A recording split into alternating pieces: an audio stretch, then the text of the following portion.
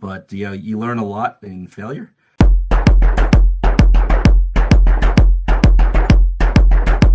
Hello, IT leaders and future IT leaders. Welcome to CIO Talk with Riaz. This is your host, Riaz Yusuff, a Chief Information Officer, advisor, and mentor. What is unique about my podcast is that I handle the interviews myself. So you get to hear the perspectives of two leaders, not just one. Hey, before we head on to this episode, I want to personally invite you to join my IT leadership community where myself and other IT leaders share ideas and content that will help you to advance your career as well as the objectives of your organization. Participants can ask their questions in the group as well. Go to LinkedIn and find a group named IT Leadership Community led by Riaz. That is spelled as R-I-A-Z. I look forward to seeing you in the group. Today, I'm excited to interview Bill Batik. Mr. Batik is currently the CIO at ADX Labs Inc, a seller of technology services in Asia focusing on blockchain, cryptocurrency, and Web3. He is responsible for all aspects of technology, including security, cloud platforms, infrastructure, and support. Previously, Bill was the CTO of Reverse Mortgage Solutions Inc, and simultaneously, he was the VP of technology for Ditech. Prior to joining Ditech, Mr. Batik was a partner and a VP of technology at Green Tree Technologies Inc, a startup company which concentrated on human capital management. Mr. Batik also spent time as a director at CNET, ZDNet, building a startup into fourth most visited site with over 4 million users and 20 million page views per month. Mr. Batik received his BS in telecommunications from University of Florida. He later received a certification in computer science from Hofstra University's College of Continuing Education. Welcome, Bill, to our conversation. Thank you for joining us today. Thank you. I'm glad to be here. Very. Thank you. I just read out your bio, which is very impressive. Tell me about your career journey. You have played the CTO role before and director role prior to that. Now you are a CIO. Tell me a little bit about your career journey and how you got here where you are today. Sure. So I spent about 14 and a half years prior to ADX at Ditech, which went through a bunch of different names, but was a non-bank mortgage company based out of Tampa, Florida. So I, shout out to all the people in Florida right now for, hopefully everyone is doing well after Ian hit yesterday. That time, when I was at Ditech, I had dual role, which is a CIO for our subsidiary, Reverse Mortgage Solutions. And then I was also the VP for the corporate parent as well. And prior to that, I've held various management and development roles in technology. And as you mentioned, I had my own company with two other business partners. Unfortunately, that didn't work out. That was right at the end of .com 1.0. But you learn a lot in failure. Absolutely. But one day I'd like to see it, succeed and be a lot sweeter. Well said, Bill. Thank you. Tell me about a project or experience that you are most proud of in your career journey. So I looked through a whole bunch of them, and there were a lot. But one that I did just by myself, which is I put out a product of ActiveX controls. This was over 20 years ago, and was written in VB5, VB6, and they, basically. I probably the pinnacle of my development career, and I was able to do stuff in there that you normally needed a lot of APIs. I used a lot of APIs, called a lot of HWINs for those people that can remember all of that, and did some really, really cool things that you normally didn't do in VB. It was sold as both it was sold with source code and without, and so I actually had the source code had to be really clean.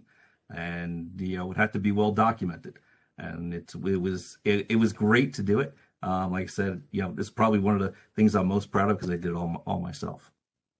Wonderful. Sounds like a great accomplishment. Um, we hear about this phrase digital transformation a lot nowadays. So I'm Yep. curious to know, what does digital transformation mean to you? So from my perspective, it means transforming the business to be digital first. Okay. The fact it's called digital transformation and not business transformation, I think, it kind of gets, the IT, technology and technology folks wind up taking the brunt of it, but it's really changing the way that employees work with customers, interact with the business, et cetera. It's really about transforming the business and not just IT. Got it. Okay. Well said. So we don't want to just focus on the technology aspect of it. We want to partner with our business to make sure that the transformation is as a whole for the business, not just for IT. Great. Exactly. Because Okay. we always transform IT, right? I mean, technology is Absolutely. always changing, but the business doesn't always change necessarily. Yes, that's another great point. We always are forced to transform. If you don't transform, you don't get to survive in IT. Mhm. That's a great point. Yeah. Okay. So speaking of digital transformation, what can organizations do to transform themselves digitally? Well, one of the easy ones would be moving to using electronic signatures. It's amazing how many companies and even vendors still want to have have you actually sign something and fax it back over to them or scan it and send it in. Using electronic signatures not only makes it a lot easier for the person that's signing it, especially in this remote world we're in, right? Where you may not have necessarily have access to be able to scan something. Um, but at the same time, it also allows you to, it's now electronic. And so now now you can store it a lot easier. You don't have paper around. I remember years ago they would talk about the paperless office. That'll never happen. But at least it allows you to then catalog and categorize your contracts, et cetera. And it's already there. You don't have to go back and scan the whole thing. So that's one easy way of getting to that point. The other thing is automating processes, right? A lot of times we don't, the business likes what they like to do, and they're used to doing what they do, but there's maybe better ways to do that. Absolutely. Especially, and again, it goes back to just like I said, they like their paper, but maybe they're better off and more efficient using electronic signatures.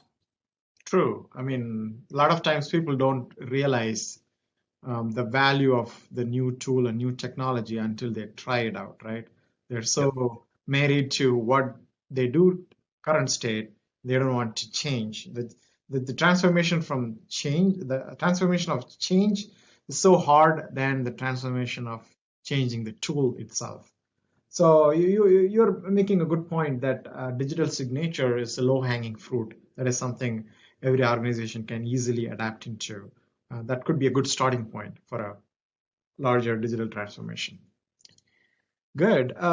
Just so we have an idea, Bill, could you talk about your current IT infrastructure layout? So we're a cloud first company. I've been with the company 3 years. They were a cloud first company when I got there. Um, we use multi-cloud.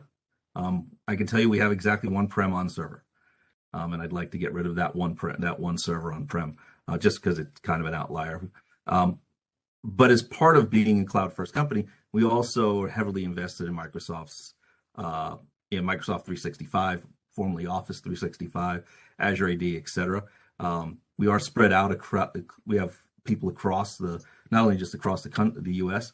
but also globally, and so it makes it a lot easier for us to be able to manage the those users as well as those that could be in the office, which, as we all know today, most people aren't in the office still. Very true. Okay, great. So you said multi-cloud. What do you mean by multi-cloud? Do you mean multiple vendors? Yeah, yeah, multiple platforms. In our Okay. case, we use we use both AWS and we'll also use Alibaba Cloud. Because we do a lot of work in Asia, it makes sense for us to do that because in a lot of cases, it actually brings those resources, brings those services closer, and you get a lot better performance, especially in mainland China. I see. Okay, interesting. Great. What's your infrastructure strategy, that is IT infrastructure, I mean, for the next 3 to 5 years? Well, since we're already, so we're a cloud first company, right? Mhm. We really would really looking to embrace more technologies like containers, okay? Yeah, Um, and more infrastructure as code because it gives you a lot more um, flexibility, gives you a lot more redundancy, resiliency, and it allows you to better manage your resources and your deployments, etc. got it. Okay, that sounds like a good strategy. How can containers help organizations, IT organizations, to scale? Is there a specific value that comes with containers when you think of Well, for the most containers? part, and matter of fact, probably the best answer would be, you starting with your CI/CD pipelines, right? Mm. You're pulling directly from code. You're running containers. They're ephemeral. You can, you spin them up, you can, and then drop them back. You need to do a deployment, deploy the new servers, drop the old servers. So it makes it a lot easier to perform operations that you would have done in the past more manually, and you can automate all that. Got it. Okay. Yes, automation is more and more automation is what we need. Good. Yes, especially So it also gives you more segregation of duties as well. So from a SOX perspective, et cetera, if no one has to actually deploy anything, at least touch it. It's great for your controls. yes, it's great for controls and also reduces the human error, which would otherwise happen, or likely to happen, all the time, right? So speaking of that, what changes do you predict, Bill, that is going to happen in the next 5 years in IT? Well, I think there'll be more adoption in the cloud. You still have, I think it's still early, where a lot of companies are still moving to the cloud, but when they're moving to the cloud, they're not rewriting. They're basically re-platforming instead of refactoring. So it's basically a lift and shift, and not taking advantage of a lot of what the cloud technologies, what you have in a cloud versus what you have on-prem, whether it be managed services, whether it be um, just being able to um, spin up, spin down servers, elasticity, etc. Right? You don't really have that on prem. You're kind of stuck. And when you just do a lift and shift into the cloud, you still have those problems. Right? When you rewrite for the cloud, that's when you really start to see those benefits. And over time, as more people move to the cloud, the organizations themselves will start to get more mature, and they'll wind up, they'll start to take more advantage of those opportunities. I see. So is that the change that you see happen in the near future? More and more companies are rewriting to the cloud instead of Yep. simply replatforming to the cloud. And on top of that, it allows you to move your resources closer to your customers as well, right? So you have Yes. multi-region, yeah, you have multi-tenant. I didn't mean multi-tenant. I actually meant you know um, multiple availability zones, within each region and so on. So you now bring stuff closer to your customers, so you get better performance, right? I And then we see. start to look at, I mean, we're multi-cloud. Mm, More companies are going to multi-cloud. One reason is, if there's an issue in one cloud, you mm. can flip it. Now you have You redundancy, have a backup. resiliency, etc. Yeah. Yes, It's never a good idea to put all eggs in one basket, they say, I was just thinking the same thing. right? Okay.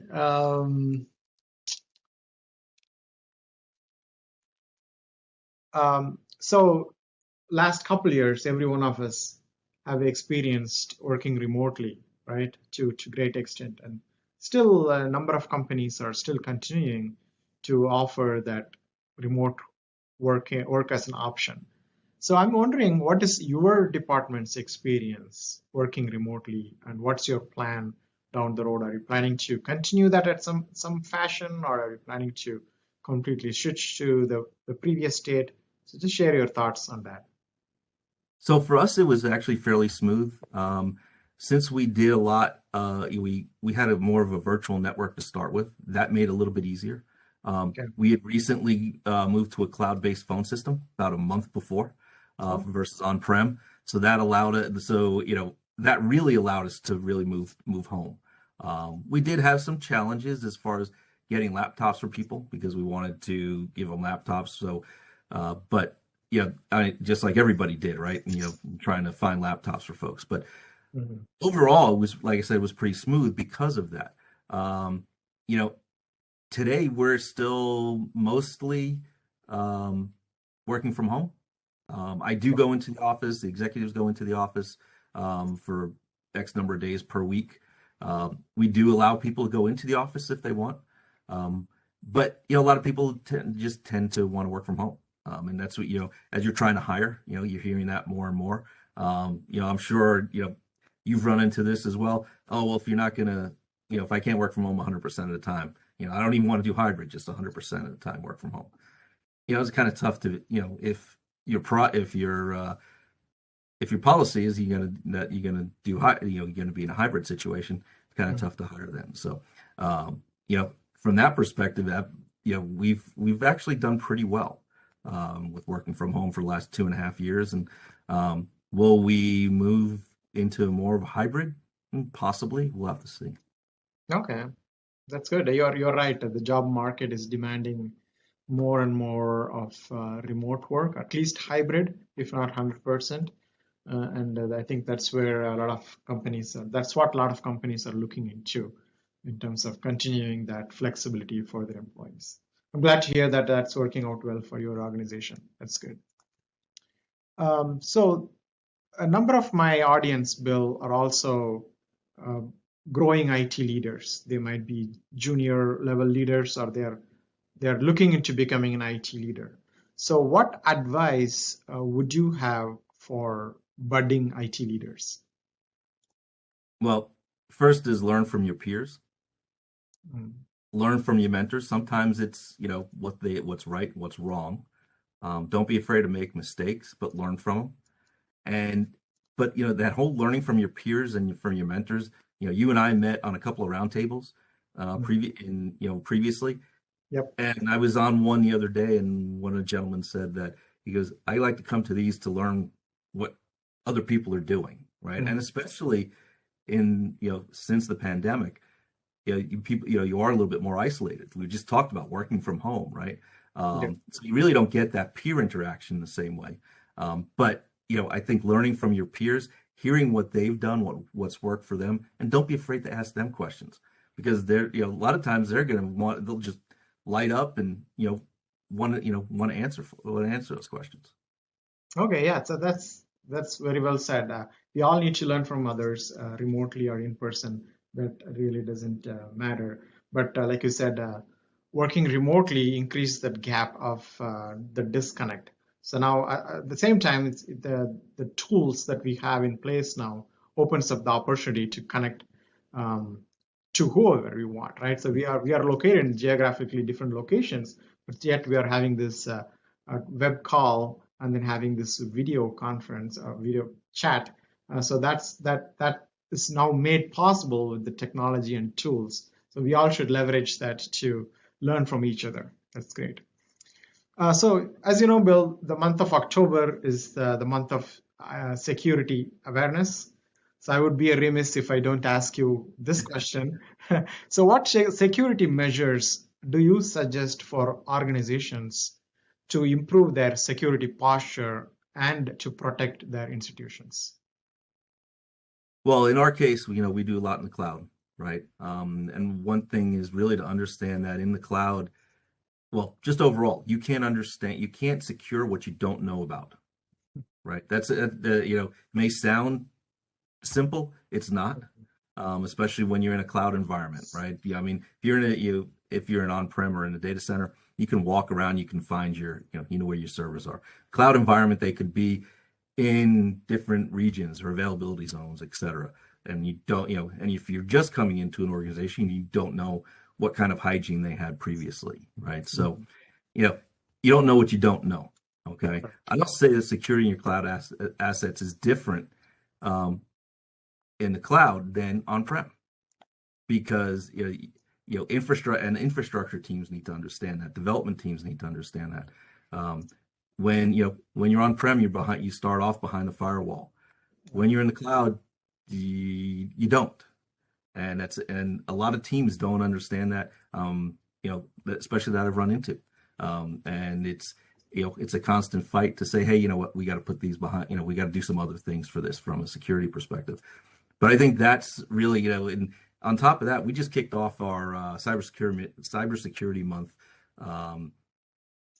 today. We started out with a webinar. We got a bunch of them through all of next month. We got some giveaways, and one of the things we talked about is, humans are still the weakest link, right, from a security perspective. So how can we, not only can we, we want people to be, not to be the weakest link, it'll never happen, but we want people to, have really good hygiene and all that, phishing, whether we're doing phishing testing and all that kind of stuff in the office. But hey, you can also then take this knowledge and bring it home with you. So in your personal account, you see an email that doesn't look right, don't click the link, etc. So, for Cybersecurity Month, that's one of the things that we're really kind of hitting on is the actual, as we said, security in you, because that's really important. And we can do all sorts of things with tools and, and scanning and all sorts of stuff. But unless the users do better, they'll always be the weakest link. Absolutely. The awareness is the biggest component of creating that improved security posture, right? So creating that awareness for employees and contractors and whoever touches our system. That's great. Bill, your company services in blockchain and crypto, that space, right? So do you think blockchain can be leveraged more by organizations to secure their environment? Yes, I would also say it allows. I think there's opportunities using blockchain just for businesses in general. If you think about it, because blockchain is immutable. If you look at Cargill, they do a lot of blockchain for just um, from a cattle perspective, let's say from a supply chain perspective. Okay. Okay. If you really, I've also heard that certain counties are moving their title, the titles of properties into blockchain. Where today, you have a title company that, they do the whole title search and all that kind of stuff. Well, you wouldn't have to do that. All you'd have to do is hit the blockchain and, hit that ownership blockchain, and you have an immutable history of it. So we're just touching the tip of the iceberg.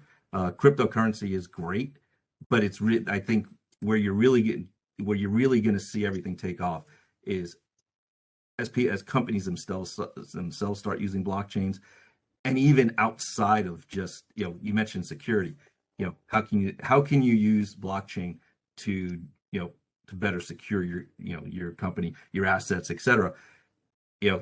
Does that mean that some of your databases, some of the stuff you have maybe in spreadsheets and databases goes away, and it's in your own private blockchain? That's great. Now, switching gears, what's your favorite hobby? I'm not sure I actually have one. I do like to listen to music a lot. I'm a big college football fan. Go Gators. And big baseball fan. And big Yankees fan, having grown up in New York. So it's those are really my favorites. And now's a great time for me because I have both college football and baseball at the same time. Okay, well, good, awesome. Which business-related book would you recommend for my audience, Bill?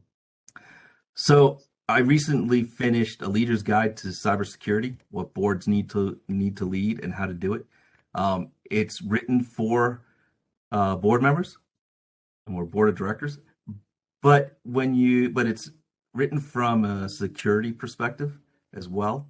So it allows IT leaders to be able to see kind of inside the, what see inside the mind of a director and what the director is going to expect, right? Because a lot of times, as IT leaders, yeah, we like to give a lot of statistics and we use this software and we do it, and they, for the most part, they really don't care, right? So it really gives great insight into what you should be doing and what your board is going to expect and so you can, based on those expectations, really kind of tailor your approach to reporting to the board. Wonderful. Sounds like a great book. I'm going to look it up. And it's easy to read too. Oh, okay. That helps me particularly. Awesome. Well, then the last question for you, Bill. Where can my audience find more about you? Really just on my LinkedIn page under Bill Batik, and that's pretty much it. Awesome. Great. Well, I enjoyed the conversation, and I hope you did as well. I did. Thank you very much. Thank you. I hope you enjoyed this episode. Please do me a favor and rate this content wherever you're listening to, and share your feedback as a comment. Join the LinkedIn group named IT Leadership Community led by Riaz. That is RIAZ as in zebra, which can be a stepping stone in your career.